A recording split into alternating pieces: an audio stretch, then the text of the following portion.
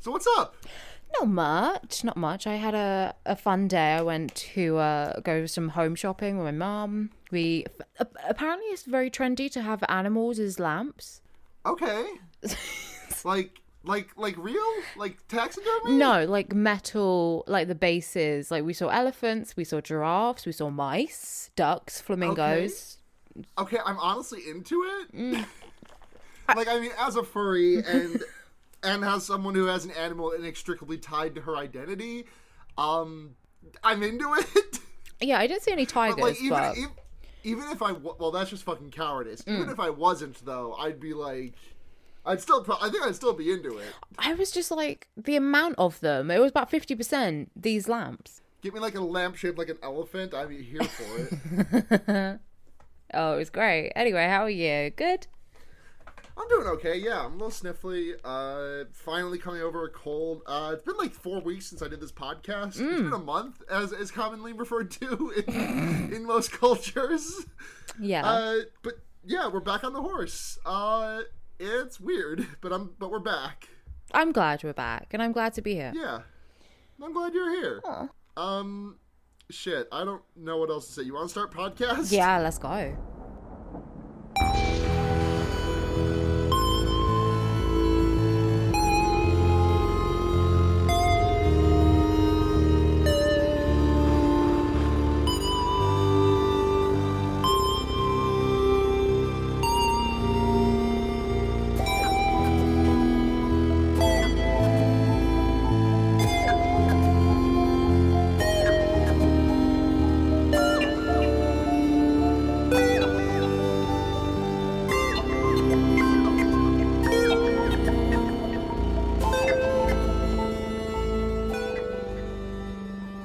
Okay. Welcome to Fear Baiting, everyone. It's your number one doppelganger podcast. And I'm pretty sure I used that before when we did Charnel House. But either way, I'm Sara, and joining me today, coming back from Schlocktober, you may remember her from our episode on Halloween 3, was it? My Bloody Valentine. My Bloody Valentine, right. Junie was on for Halloween 3. Welcome back, Alex. Hi. Host of Henry Kissinger's Pokemon Going to Die, and one of my new favorite podcasts that has spawned in the time since her last presence on this show, City Girls Make Do. Yeah, that's me. It's Sex and the City podcast. I've been on it a bunch. I've plugged it. You should listen. Yeah, you should if you're not already. I mean, it's a different type of horror. Yeah. But A much more carnal horror. Well, this movie deals in carnal horrors. yeah, it's kind of a good, like, mixture of, like, weird sex stuff, weird heterosexual things, weird bisexual energy, chaos that comes from Sex and the City and City Girls Make Do Yeah. to fear-baiting with the horror. Yeah. You want to talk about some upcoming horror movies? Always. So, Us got its first screening last night at last night at time of this recording at South by Southwest. Apparently, it's fucking good as hell, Yeah? and I'm gonna fucking like Jordan Peele is coming straight for me with this one. He's coming for all our wigs. Yeah, I'm really excited because, so, like, my mum and I saw Get Out for Mother's Day, so we're gonna go see Us for Mother's Day this year. nice. And I'm like, Jordan Peele releases at the same time, so we have a little mother-daughter tradition. Yeah. It's gonna be interesting because Get Out was it was released early February, so that means it was in production like before the presidential election of 2016. Mm-hmm. So it definitely like it was obviously a very politically and racial. It was obviously like a very like charged movie to begin with, but like the sheer amount of like I'm really excited to see the kind of what Jordan Peele is going to have to say about things in this movie. Apparently, it's less political than Get Out from the reviews. Really, Yeah. I thought I heard him explicitly say that he was trying to go more political on It this. might have just been a white person who didn't catch something. I don't know. I was just seeing like the headlines of the reviews come through, but it's exceptional apparently. So I'm really pumped. Yeah, I'm gonna fucking nut when I see this movie in theaters. Mm-hmm.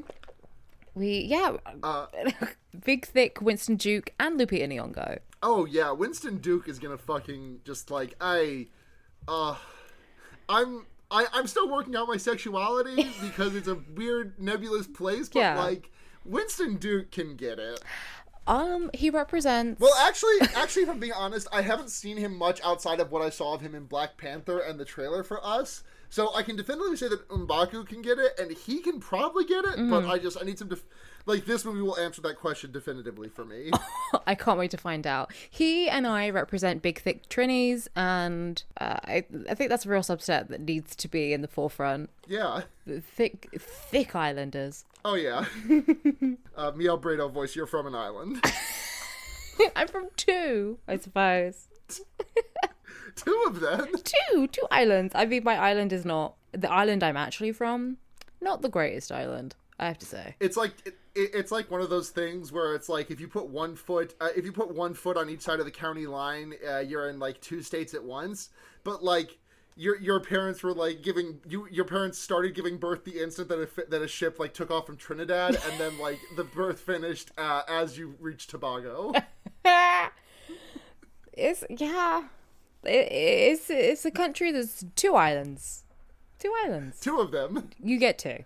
I mean, Japan's like 50 islands or whatever. Yeah, I mean, what archipelago? Japan is just a full ass island. Okay, well, this is not a geography podcast. No, it's a horror movie podcast. I'm looking on upcominghorrormovies.com, and nothing is really jumping out at me as anything that I give a shit about. Mm-hmm. Yeah. Except for this movie that I just found out about called Crawl, where the synopsis is a young woman, while attempting to save her father during a Category 5 hurricane, finds herself trapped in a flooding house and must fight for her life against... I want you to guess what the last word in this sentence is going to be, Alex. I just want you to I know you just have to do a soul read here, but what do you think she's going to have to fight against? The movie is titled Crawl. Trapped in a flooding house, must fight for her life against this animal. Animal? Yeah, it's an animal. Alligators. Wow, holy shit. Am I right? Yeah, it's alligators. Did you know that? Well, no, but like if it's called Crawl and there's an aquatic element, then they're the only like aquatic animals that crawl. That's still a good pull. Thank you. I'm proud. Oh, okay. Well, that sounds interesting. Do you know what? I'm not the biggest animal horror film, like animal survival stuff. Oh, me neither. The only good animal horror movie to me is Annihilation. Yeah. Which, and I mean, even to call that... I mean, I know that the animals are a central focus of that movie, but also, like, it's sort of just like the shimmer itself is the object of horror, and the animals are just kind of like a symptom of the disease. I'm talking like Cujo.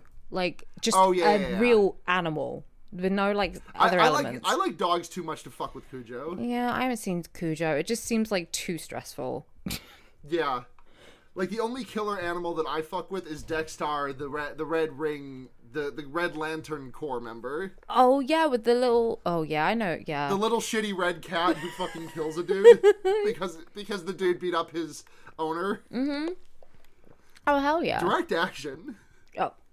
Why isn't there just... I know the Green Lantern movie came out and it sucked, but why isn't there a better one? With, like, all the weird space about people. Dexter and, like, the Blue Lantern Corps member that's just, like, a Scottish Terrier. It should just be entirely in space and mostly animals. Oh my god, I want so badly a Lantern Corps movie about just, like, the animals who are employed by the Lantern Corps. Yeah, animals with jobs. Yeah. The Secret Life of Pets 3. Fund it. Fund it. Fucking print that money. Get it out. So you want to talk about a movie? Yeah. So, our second Sam Neill venture on this podcast, I believe, we talked about Possession. The 1981 film. Yes, yeah. And I'm pulling up the Wikipedia article because I really don't know too much of a shit what happened in there. Yeah, I have the Wikipedia article too. It's one of those films where nothing you can kind of understand what's going on, but like a lot happens very quickly. Like a scene will just end and then another scene starts. And because there's very... Like we were talking about it and it starts quite slowly. It's like a regular kind of... Yep. 50 minutes until anything weird starts happening. And then... anything really weird, elevating it past, like, a character drama. And then when the weird stuff starts happening, you don't get a break. Yeah, no, it just goes. Yeah. You don't get a break to collect your thoughts and go, okay, right, who's this character? How are they... No, it just keeps going. Yeah. I just wanted to link. I linked a picture of the director in the fear baiting server because I just kind of note that he looks like I don't know what Morrissey looks like, but in my head Morrissey looks like this. Oh yes, Andrzej Zulawski. Zulawski. Yeah, he's Polish. I think he. Yep. He, if you couldn't tell by the name, he wrote and directed this film, and I think he said it's like it was inspired by his actual divorce, which makes it worse. Makes the film worse. Oh yeah. This is like autobiographical. This film is a nightmare. Yeah. I mean, I think the real reason you should watch this film is for the performances. The actual story is just kind of a lot. Yeah, Isabella Adjani is just killing it in 2 roles here. Mm-hmm. She nails. She gives you exactly what you need and then more. It's I don't even know where to start with this. Well, let's start at the beginning. This movie starts with Sam Neill, aka Mark. Mm-hmm. Mark, no last name, is finally home from being a spy. Yeah. And he's in Berlin. Uh-huh. And he goes before the spy committee, and one of the dudes has an eye patch and just looks like he just looks plucked from a Bond flick. It's so strange how he's just a spy. Yeah. It's not really brought up for most of this movie. No, until the end where it becomes a massive plot piece. Yeah. But, so he goes home and his wife, and he, sees his child that he never sees, and his wife's like, hey, I want to get a divorce. Mm-hmm. I'm fucking someone else. He's mad hot. And his sex is better. Well, she's being really coy about, she says, no, I'm sleeping with anyone else. And then she asks him, have you cheated on me? And he goes, not really. It's alarming, I would say, if I asked my partner if they cheated on me and they went, not really. Not really is the worst possible answer you can give to the question, are you cheating on me? It's yes or no. It's a simple yes or no. Honestly, if you said, I really would rather you lied to, if I really would rather you lie to me and say no than say not really. Mm. Because not really just fills my brain with anxieties, but also makes me feel like the irrational one for asking any further questions. Yeah, he's a shitty husband in this film. Yeah, he's terrible in this movie. Mm-hmm.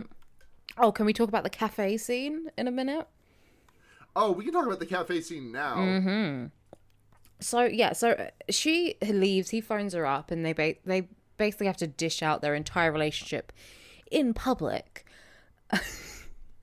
Yeah, in the middle of a crowded restaurant where they're just sitting side by side, they're 2 secret agents, back to back, and sitting in asynchronous sitting asynchronously on benches. Yeah. In a spy movie, and just we are going to get a divorce. Are you fucking someone? Yes, I am. Well, there's a mirror in between them, and it's good. It's very good. The thing I wanted to point out was, yes. I was watching this the other day, and I noticed that in the background, the extras weren't moving. Yep. And I was like, that's unsettling. It's just the entire scene, the way they're not either they're not sitting together, they're shouting. Or looking at each other. They're not looking at each other, they're shouting in public.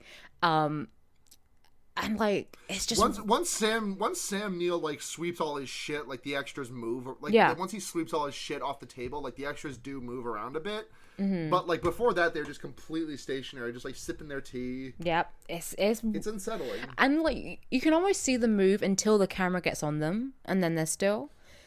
And the other thing, this film is really good at small things that just are unnerving, how everyone seems to have very similar clothes throughout the entire film.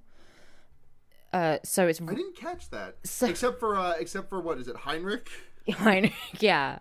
Heinrich and his that is a low cut shirt that will show off your pussy if you wear it. If you just tug it down a little bit and his dick is out. Mm-hmm. With his pretty much unbuttoned shirt and matching, he was always in monochromatic outfits.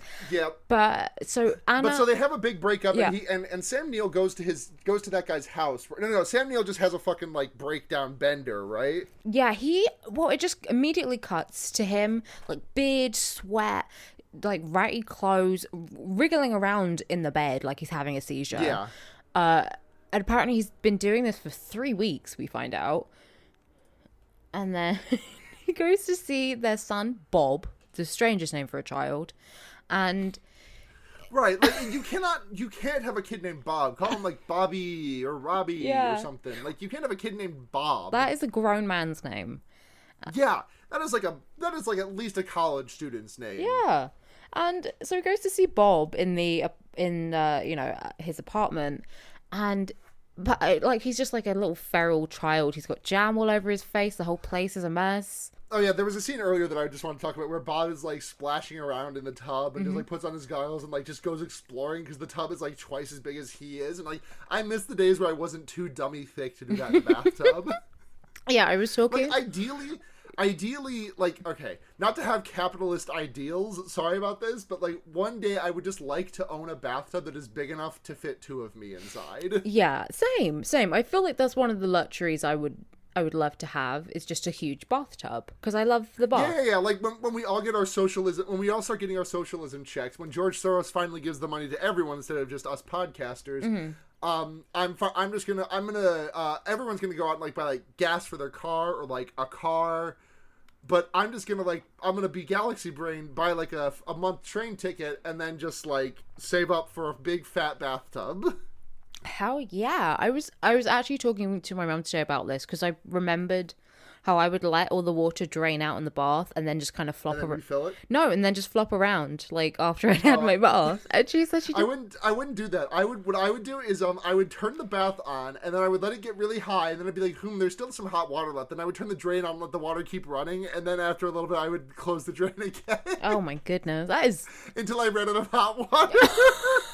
You are a nuisance.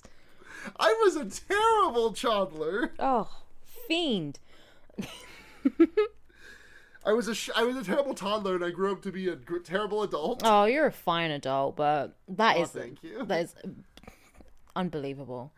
I am the largest sole contributor to the destruction of the environment and the waste of water in upstate New York.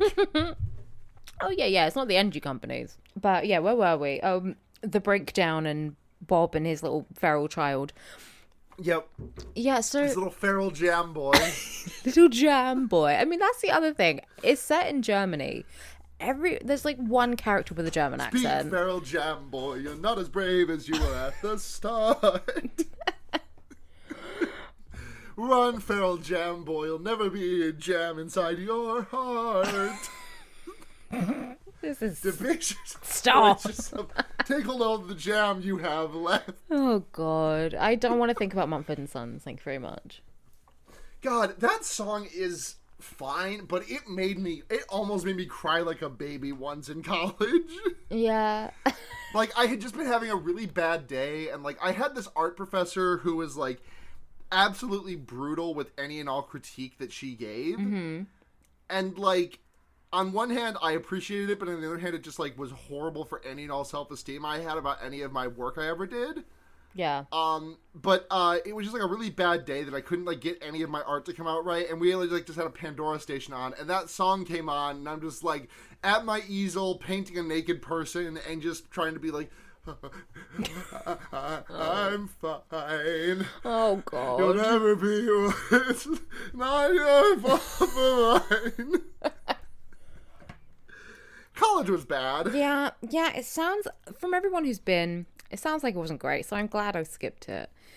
Yeah, and all I have now is just, I went to college and all I've got is this crappy degree, and I have a job that doesn't even use my degree, and a lot of debt and a lot of bad brain. Yeah, it's not great. I'd go so far as to say it might be bad. It might be. It might be that, I don't know. Have we considered, I know, like, eliminating college debt is, like, big on some socialist movements, but have we ever considered just eliminating college entirely? I think we should. If we get rid of college, we get rid of college debt. The alumni groups can't call me and beg me for money. Mm-hmm. I get really mad about those, but at the same time, I really can't be mad at the people who are calling me, because they're just like kids working in the university who make, like, $8 an hour. Yeah. Can we... I mean, fuck it. Let's just all be dumb, big, booty thoughts. We can be both dummy thick and dummy thick. Damn, is that what Jethro Tull was talking about with thick as a brick? Should we get back to the Yeah. Yeah.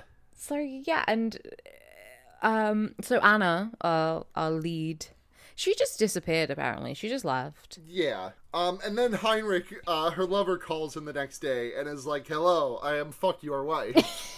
Yeah, he's like, "Come see me sometime. I fucked your wife." And Mark, shut up and get the fuck out. I'm going to fuck your wife. Literally.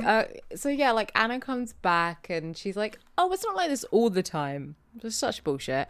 And did you notice that the scene where he grabs her naked is the same shot as when he grabs Bob? No, I didn't. It's a similar shot, and then he sort of like tucks her into bed, and it's really uncomfortable. There's another scene where she sort of does the inverse later. There's a lot of things which sort of mirror each other in a way, which the film is beautifully shot. Yeah, mirrors do obviously play a pretty large role in it. Like, there was that scene we talked earlier with Sam Neill and Isabella Gianni arguing in the restaurant. There was like a mirror set in front and center for that entire argument, which is like 30 seconds to a minute. Mm-hmm. Very like Isabella Gianni playing the dual roles of Anna, Mark's wife, and Helen, Bob's teacher. Mm-hmm. Like, the mirroring is very important in this film. Yeah, and then with the doppelganger at the end of yes, Mark's, of course, yeah. Yeah, it's very, very interesting. Yeah. Fun fact about the fight in the diner in the restaurant scene mm-hmm. that I only really just kind of connected. You only see Mark's reflection in that movie, in that scene. You don't ever see Anna's, because the camera never goes over because it's on like a corner, so like it never really goes quite far enough that you see Anna's reflection whatsoever.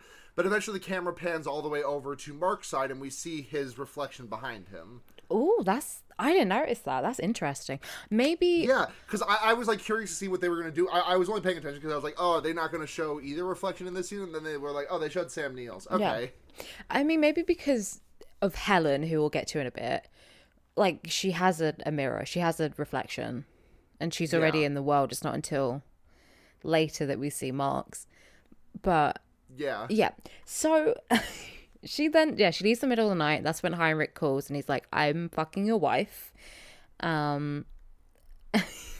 There's a scene where, I mean, it's hard to sort of get this in order because just everything is chaotic, but where Mark is rocking in the rocking chair so violently, it's so stupid. I love it. It is. Good movie. It hits the right note of being kitschy and being kind of terrifying. Yeah. It's a little bit reminiscent of fucking Psycho. Yeah, and I would say a bit of it's obviously been a very big influence on like Antichrist and. I've never seen Antichrist. Yeah, this is very European. Is that the one where Steven Seagal plays a demon? No, that's the one where Willem Dafoe gets his dick cut off. I don't know that we're even talking about the same movie right now. I don't think we are. There's a movie with a scene in it in which I think it's Steven Seagal kisses a man's wife and then blows up the restaurant because he is the devil. I think this is an Arnold Schwarzenegger movie. I'm gonna look this up because it's gonna bother me if I don't. Keep talking. That's no, that's not. It's not called Antichrist, and I don't think that is Steven Seagal. I think that's Gabriel Byrne. Oh, it is Gabriel Byrne. Right, yeah. You're right. But no, Antichrist. It was the Lars von Trier film. Willem Dafoe and Charlotte Gainsbourg. And yeah, it's about like they have a son and then he dies and they both go kind of wild. I believe, the movie I was thinking of is End of Days. There we go. Starring Arnold Schwarzenegger and Gabriel Byrne. Yep, there we go. There's also, CCH Pounder is also in that movie, which I didn't know who that was until just now, but that is a phenomenal name. Oh, she's been in everything. I know, yeah, that makes sense. She looks like a person who would be in a lot of things. Yeah, she is. Like you ever see someone's face and you're like, oh, this person is obviously in a lot of things, but like always a bridesmaid, never a bride, where it's never like in a starring role. Yeah. Yeah. And also her name is CCH Pounder, which fucking rules. Pounder, yeah. like she just has like the look of like a Diedrich Bader type. Okay, yeah, I know who you mean. What were we? Oh, yeah, okay, so after that, Mark takes Bob to school, and we meet Helen. Yeah. Who is played by Isabelle Johnny as well. Yeah. But she has like a wig. She has a light brown wig and like these really unnatural green eyes. Uh-huh. And her whole thing is like, she's very Stepford wife to me. Yeah. Yeah, I feel that. Mm-hmm. I read a take the other day that was, I think I'll send it to you. But it was basically, they said that she's this like manifestation, whether literally a manifestation, like a tulpa, or just kind of exists as one. I think she is, because she has the same eyes as doppelganger Mark. Like a manifestation of the perfect wife. Because... Yeah, it's the perfect version. It's the perfect version of Anna. Yeah. Anna without her flaws. Mm-hmm. Anna without all of her flaws. But Helen, who gives a shit about Helen? The entire film you're watching this, you just want Anna to be on screen. Yeah. And it's... Because Helen is devoid of like the charisma that comes with faults. Exactly. Yeah. Like Sam Neill's clone just kind of looks boring. Like he doesn't look like he has like the depth of Sam Neill. And Sam Neill's character in this movie is an absolute fucker. Don't get me wrong, but like there's an interesting thing to him. Yeah, he's interesting to watch. I mean, this film is weird to see because every other thing I've seen Sam Neill in, I love him. He's friend. He's not a friend in this film. Yeah, but so that Mark goes home. That Mark goes to Heinrich. Yeah. Anna's new squeeze, and they have one of the most like iconic scenes in film history, in my opinion. So Heinrich is like this old German dude, looks like Daniel Craig, and he looks like DILF Daniel Craig. Oh, Daniel Craig is a DILF. He's got kids. Oh, I didn't know that. Yeah. With Rachel Weisz. I did not know that either. There you go. But he's got one of those shirts just tucked in but undone right to the bottom, nipples out. He's wearing white. I said he was a bit like a JoJo character because he is always posing and being overtly sexual. He's always posing, being overtly sexual, and his like titties are on full display. They are out. And he is totally trying to seduce Mark. I wrote angling for a threesome. Oh, 100%. Yeah. Like he is extremely just like doing a bunch of legwork, and then is going to contact Mark from like the shared Tinder that he and Anna have later that day. Yes. Yeah, he is the type of guy, he does tantric sex. He doesn't believe in monogamy, and he'll say that. I don't believe in monogamy all the time. And he will always try and get you to do peyote or ayahuasca or some other hallucinogenic drug. Oh, not multi-level marketing? I mean, he probably is the head of a pyramid scheme. He probably runs some, like, essential oil company. Yeah, that sounds about right. Mm-hmm. Heinrich also lives with his mother, which is my favorite. She's always there, and Mark is like, is she here when you fuck my wife? And he says, yeah. His elderly mother in the other room. Listen, maybe she's nasty. I mean... Does Heinrich have a nasty granny? I hope not. So, what's the next fun thing we should talk about? Should we just talk about when it goes batshit?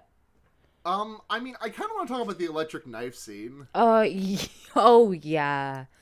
Which is just like, there's this scene later because Mark comes home and he beats Anna and then leaves. And then he comes home the next day. Oh, no, sorry, she leaves. Yeah, she leaves. And then she comes back. The next morning she... Oh, go on. Sorry. Yeah. So she comes back and she's just cutting up meat with an electric knife. Cutting up meat with an electric knife and putting it into a grinder. Yep. And, like, the way it's shot is extremely similar to the way that, like, every time a garbage disposal shows up in a horror movie, it's shot the exact same way. Mm-hmm. And I'm extremely nervous because her hand is just, like, going fully into this meat grinder. And then after I'm done being extremely nervous, she just picks up the electric knife and just, like, presses it to her neck. Yeah. And then starts screaming and shaking. And Mark puts the bandage around her. And then she comes out and she's clean. And then he's cut himself on the arm with the electric knife. Yeah. And then when we see her again, she's all clean. Her hair's been tied back. She's got a different blue dress on. And the bandage is all white and lovely. And she's bright-eyed and seems really calm. Yeah. It's just unsettling how like quickly her moods change. And then there's a bit later, so she leaves and Mark has hired a private investigator to follow her around, and she goes to this apartment, and the private investigator, he lies and says, there was a woman talking about a broken window, I need to inspect your apartment. And she's like up against the wall shaking, she's clearly really scared. And then once he's in, she's just all calm and giggling and asking him if he wants a drink. And it's like, what's going on? Yeah, like it's very she doesn't think anything is wrong, and then she fucking breaks a bottle and stabs this guy in the neck. Mm-hmm. Oops. Yep. And then we see like a pulsating bloody thing on the wall. Yeah. It's nasty. It's nasty. It gets worse. It gets worse / better. Yeah, because then this guy's boyfriend comes by. Yep. And so gay rights. Do you know what? Andre said gay rights. Andre did say gay rights. Yeah, his boyfriend comes along and sort of says to Sam Neill, like, he didn't come home. It might be bi rights as well, because he says he might have just gone drinking with some whores, and it's not said, whom. I'm like, okay. And he said that he has a wife and children as well, so maybe this is bi rights, maybe it's gay rights, but either way, we stand. Right. Yeah. And so then Mark Slam Neill gives him the address, and he goes over, and this is one of my favorite lines throughout the film. Comes up. Yeah, because he sees the writhing body and it's like, what the fuck?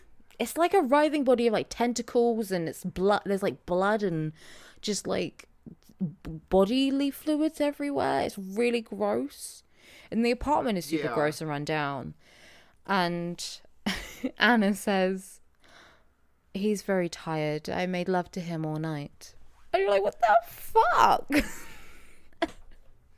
It's just... You busted it to this? She was, on all the blood, like with all the blood and white fluids everywhere. I don't know if it was a bit too runny. I mean, listen, if you've ever had period sex, you know that there's going to be blood and white fluids happening. This is like period sex, the movie. I mean, the tunnel scene is period sex. Oh, absolutely. Yeah.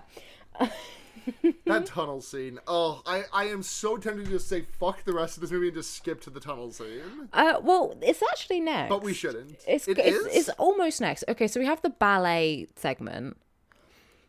Basically, Mark gets a film canister. Yes, the ballet segment. Yeah. Yes. He gets a film canister in the mail, and he watches it, and it's Anna. I think it's Heinrich filming. And it's Anna teaching ballet to these little girls.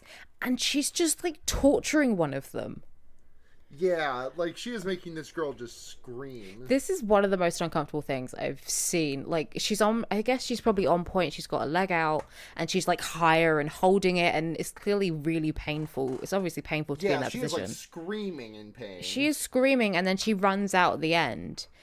And Anna goes from a monologue sort of in the tape, and then she's like just staring at the camera on this. Stared at the camera, just upsetting. Talking, and then it goes to a monologue of her just talking again about Sister Fate and Sister Chance, and it's almost like, well, she keeps flubbing her lines. Which makes it feel really real. Yeah. And then we get the hand. So then we're back with Anna in Mark and her apartment. And she's like on edge. She's having a real breakdown. And she's doing this thing where her hands are wringing. Yes. It's so uncomfortable. It's like very Lady Macbeth. And her hands are wringing. She's shaking. And she's just talking. She's like, I feel nothing for I don't feel anything. I'm disgusting. And Mark is just kind of looking at her.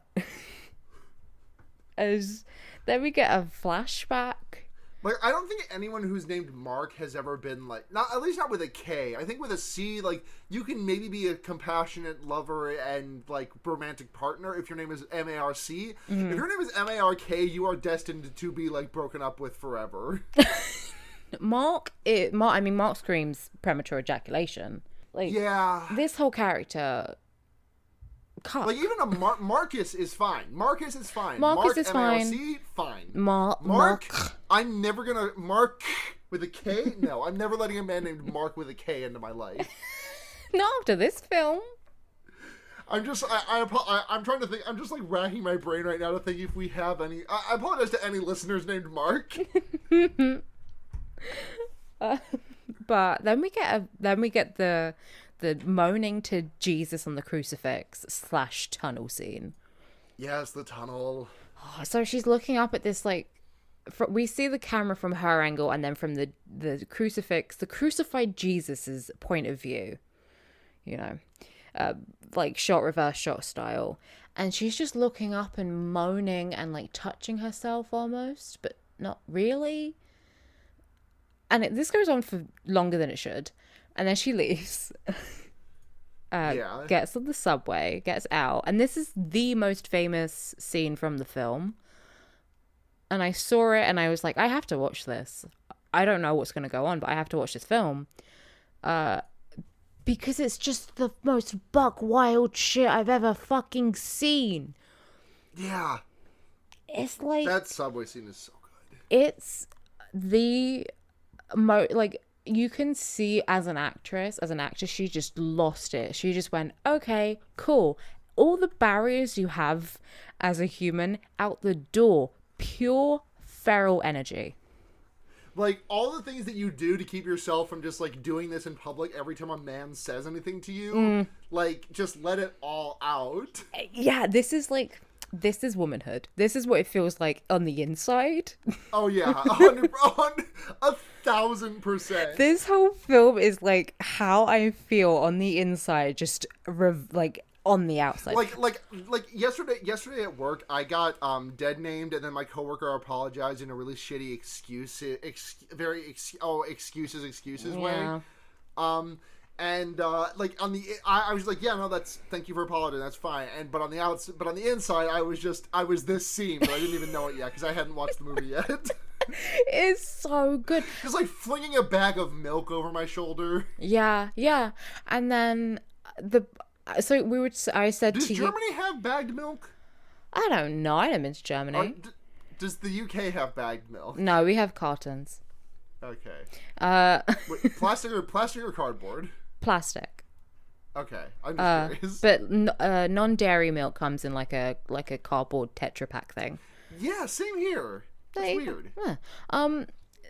But this is how I feel, like, as a mentally ill woman. I want to do this. I pretty much have done this at times, not really in public, but in my own home. I've just gone buck fucking wild before, and it feels wonderful. I get that way when I cry sometimes, and I just get like, you ever just have like a completely feral cry? Yeah. Oh, it's the best. Oh my god. And then it's like that vine of like a bunch of people doing yoga, and then the Grinch is there, and it's just like let out all the emotions inside of you, and like Oh, so apparently the director told her the direction given was to fuck the air, and she's doing that. She's fucking queen. I want to know who she's having sex with, because I need to have sex with him if that's what it's like. I'll have who she's having. I'll have that air. And like then, oh my god, the bit where she's like on the ground just screaming and bleeding from everywhere. Yes. That's me on my period. That's what it's like. I just wake up in bed and just scream. And then, it is wild. And like, I feel like you can watch it without seeing the film, but seeing the film and getting the amped up sorry. energy. Yeah. I looked at Twitter to see if we had any questions, and I didn't look at the questions, but I did see. I was talking earlier today on Twitter about how badly I want to make a lady bull fursona. You're talking about it to me. Yeah, that too. I was talking about it to you as well. And I tweeted, like, I really want one. And then I was also like, I know I already have a Highland cow, but I also extremely want a lady bull. And then a Twitter named Hamish Highland Coo, which I'm assuming is a Highland cow named Hamish, quoted it and said, moo, hashtag confused, hashtag walk on the wild side. Okay. Oh my god. I like the coo, because that's very Scottish. Coo? Yeah. Coo? Coo? Hamish. Yeah. Hamish.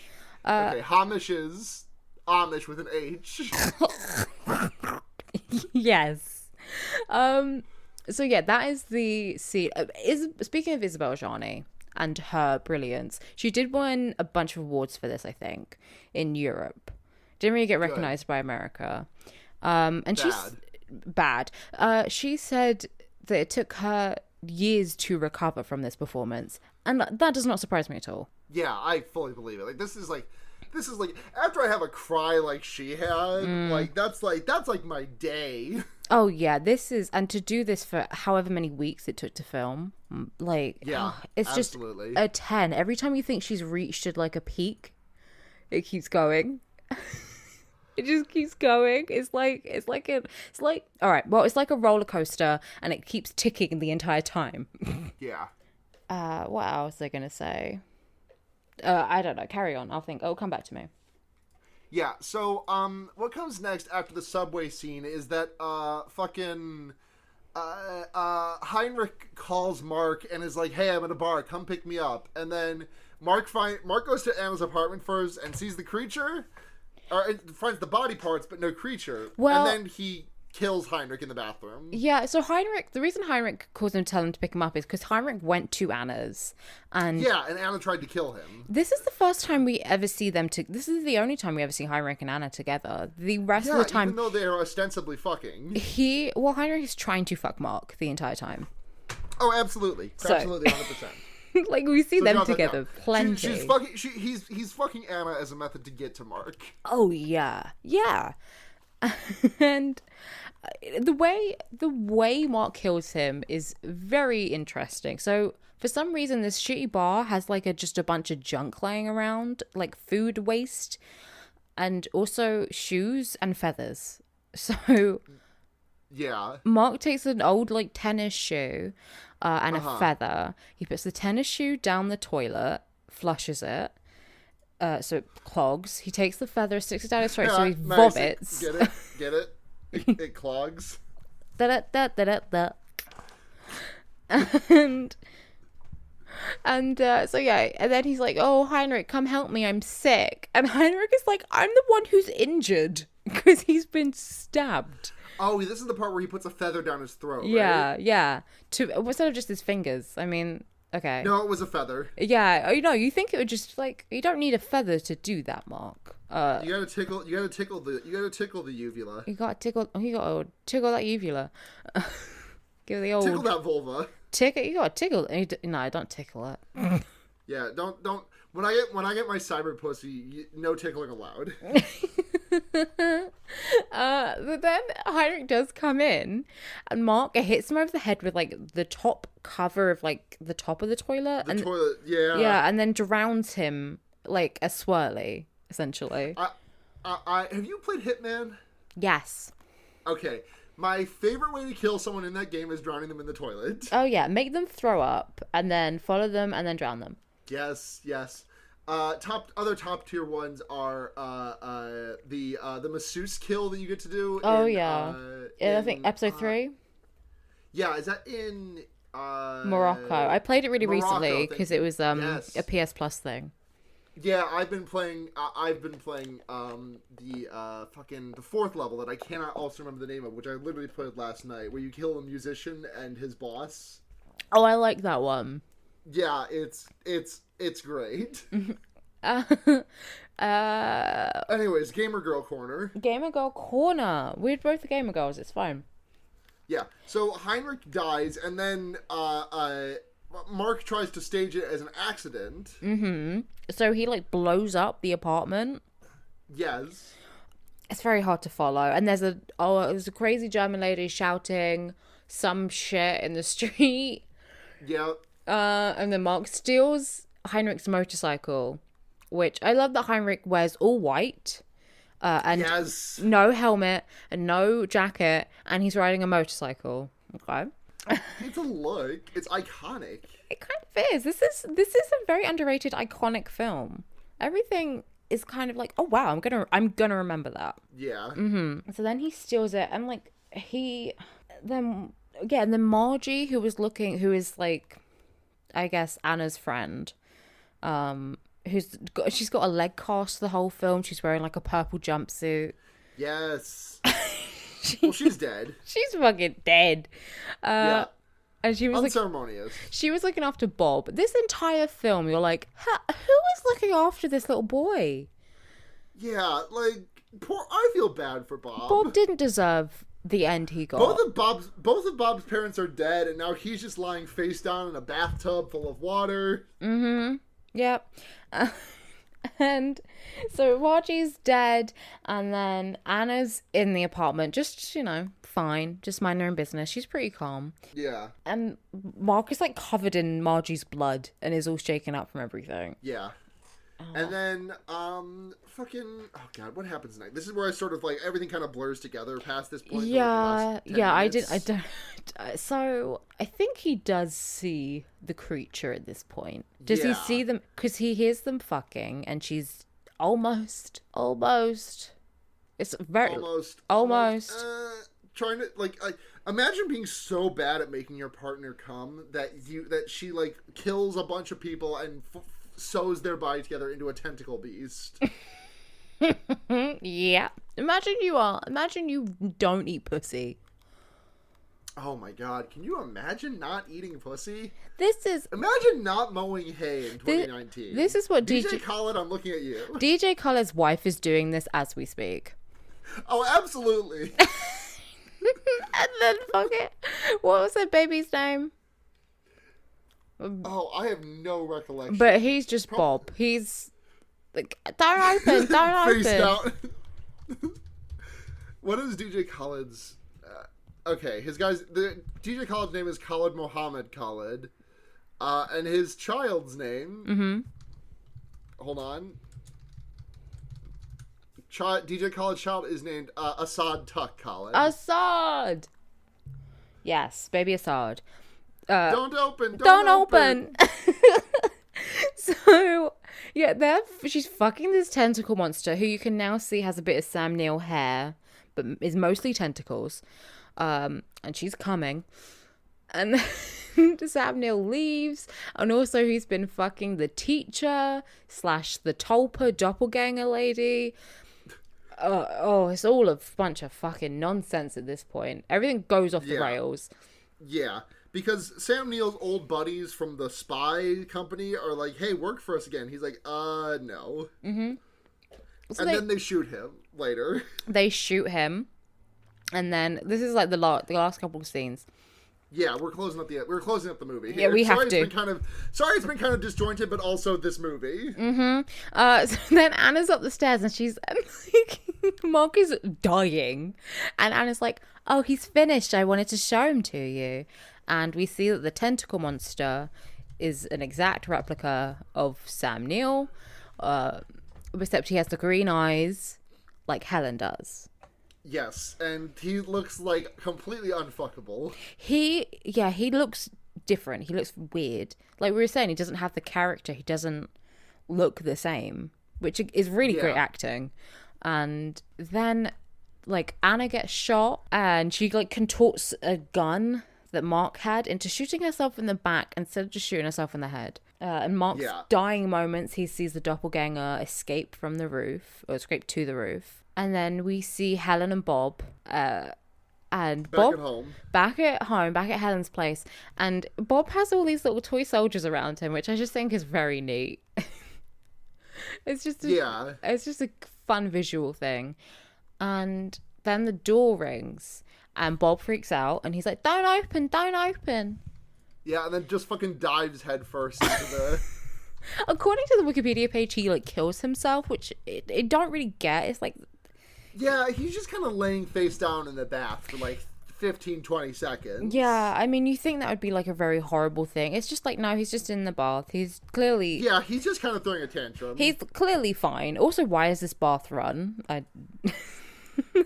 And then we see the silhouette of Doppelganger Mark in the doorframe as Helen just stares into the camera and the lights flash and everything goes very Twin Peaks. Yeah, it's an extremely Twin Peaks ending. Yeah. As, like, everything's exploding and the sirens are going down and it's just closing in on her face. Mm-hmm.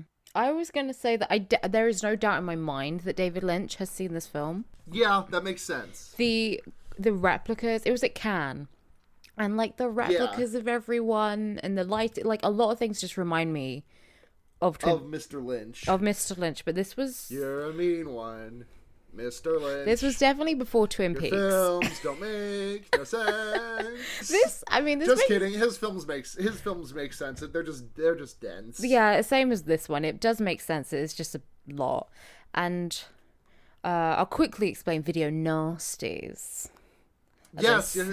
So Video Nasty. So basically, this film was on I think it was about 80 films in the UK were just banned because they were seen as too violent and too bad, and they're all horror films. And I think the most famous ones like Cannibal Holocaust and the original Evil Dead. Okay. Yeah. And so in the UK... Cannibal Holocaust is the one that was, like, rumored to be a snuff film for decades, Cannibal right? Holocaust... Yeah. The Cannibal Holocaust I can see. Evil Dead, I can't. But they were just banned. They sort of got around through, like, bootleg tapes over here. And I think it was until quite recently that they lifted it. Like, recent than you would think. But it was a big thing in the 80s. And this film was on that list. And I don't really understand why. So this film was at Cannes and then also banned in the UK. Yeah. And heavily edited in the US. It's like I don't really understand the reputation of it being like disgusting gore-filled because it doesn't feel like that. Well, I mean, the UK also has weird reactions like Ghost Watch, which I remember learning about very recently. Mm-hmm. You're familiar, I'm sure. The show. Where they pretended they were really seeing fucking ghosts. Yeah, the UK is weird. Like I don't want to, not to like tout American greatness or anything, because America is fucking awful. But like, War of the Worlds like fucked us up for like maybe a little bit, and they were like, oh, that was a joke. And then Ghost Watch happened, and Britain was like, fucking kill these people. Well, it was because the show was tied to like an actual TV show, so I had to Crime Watch. So it'd be like if 60 Minutes did a special and then presented it as if it was real ghosts. Okay, you got me there. Yeah, it would be like if you turned on That's way funnier. If you turned on the fucking news, if CNN were like, oh, this is a special report from CNN, you'd be like, oh, okay. And then the CNN report was like, ghosts are real and you're gonna fucking die. Yeah. So it's kind of a bit more understandable when you put it like that. Like, it was like, I think it was not actually tied. Crime Watch is a show, so it would be like 60 Minutes or something. Yeah, if it was like 69 nice minutes, and all the 69 minutes and then 69 minutes nice was this a ghost chasing it down. We're running out of time. Really, we are. Let's go. Yeah. So on a scale of 0 to 5, unsexy doppelgangers, how many unsexy Sam Neils are you giving this one? I'm gonna give it a solid 4.5. I think it goes off the rails, but the performances are either very interesting and confusing or genuinely brilliant. Yeah, I think this is a really good movie, but I feel like it's one of the movies that like I kind of need to watch again. Like I'm kind of like the same way that I was with Mandy. Like I know that I like this, but like I need another go of it to really like give a solid rating. But like my interim rating is like about 4.5. Yeah, and it's so chaotic that you need to be in the right place to watch it. Yeah, absolutely. Same with Mandy. Mm-hmm. Yeah, you want to get into recommendations? My recommendations, it can be anything, right? Yeah, fucking anything. Okay, I want to recommend. What the fuck is? Why am I blanking? I think because we're going so fast. I'm like, Megan the. Normally there's a questions buffer to give you time to think, but we don't have any questions this week, unfortunately. Megan the Stallion. What? Megan the Stallion. Is this like BoJack Horseman? No. She's a rapper. Okay. She's a rapper. She's one of those rappers that's like very sexual.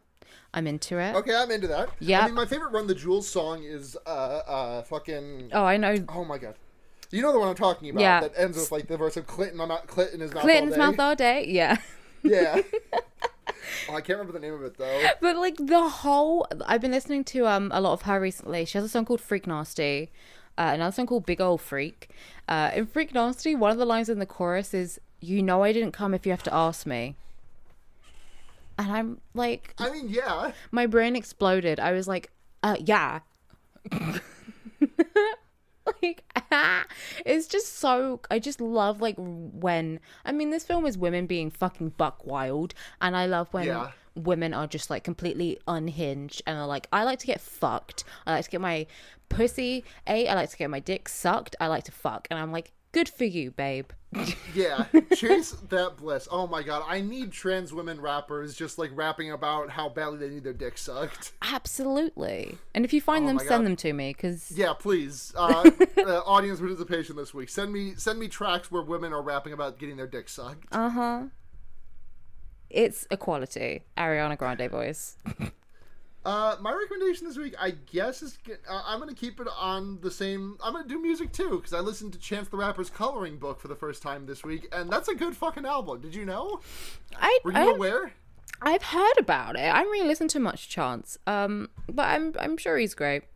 Yeah, it's a fucking stellar album from top to bottom, and I'm really mad at myself for not listening to it last year. I'm trying to listen to a lot more new music this year. Check me out on Twitter at ZHENYATUNES, where I'm cataloging every single album that I listened to this year. Okay, well, you have to listen to Tina Snow by Megan the Stallion, and tell me about it. I will.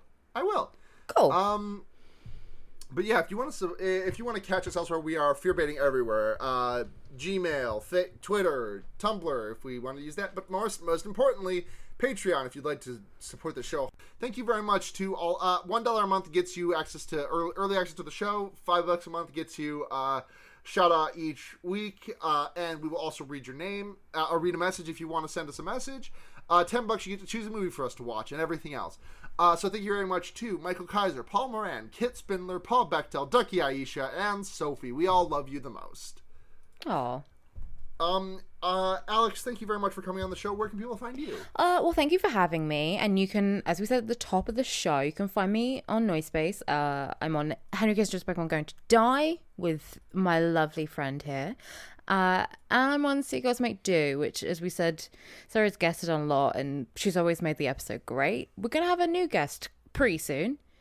Another H-Kip buddy. I need to be on an episode soon, because oh wait, this episode's going up on Monday, so we can spoil it, I guess. Is it the Alex Leaf Crunch episode? It's the Josh Veal episode. Oh, it's the Josh Veal episode. Yeah, and Lannis Morissette is gonna be there. Oh fuck yes. I was just thinking to myself that I need to be on City Girls Make Do, because I need to at least be on for one episode per season. I'm 2 for 2 so far. Oh, we'll get you there. We're early season 3, so you'll be there in no thing. Yeah. I'm sure. And then if you want to see me a bit more personnel, I'm on Tumblr at Dork Phoenix, and I might as well plug my Instagram. I'm at Alex Monomore. And if you want to find me, twitter.com/ I'm at SunhatJania on Twitter, and Mastodon at Snouts Online. Also that on Twitch. I'm also on Henry Kissinger's Pokemon Going to Die and the Wonder Years, where friends of the show, Blair and Seda, and I talk and read Animorphs. Thank you very much to Seda for making the intro and outro music to this podcast. Their music can be found at gaygothvibes.online. And thank you very much to Blair for editing this podcast. They can be found at Blair Kitch. I believe that's everything. I think so. Thanks, everyone. Okay. Yeah, thank you again for coming, Alex. It was a pleasure to have you. I'm glad you liked the film, and I'm glad to be here. All right. So until next time, I'm Sara. I'm Alex. And remember, you can put a fucked up guy anywhere. Is that good? Perfect. Thank Perfect. you. You cut on mine for a little bit at the end. That's it. Good night, everyone. Good night.